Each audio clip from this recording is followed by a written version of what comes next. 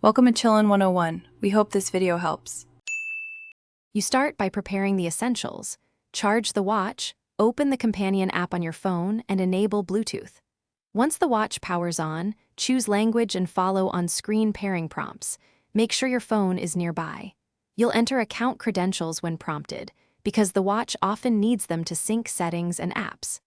If the watch asks for Wi-Fi, connect now so updates download faster. These first actions connect devices and unlock features, so don't skip charging or app installation before moving on. Once paired, you'll confirm a code and grant permissions. This lets notifications, contacts, and health data flow between devices. Next, customize watch faces and choose which app alerts you want. Fewer notifications conserve battery and reduce distraction.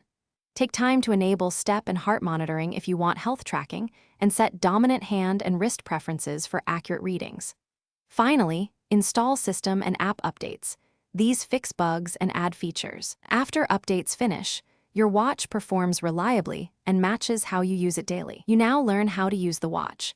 Practice tapping, swiping, and long pressing to open controls and shortcuts.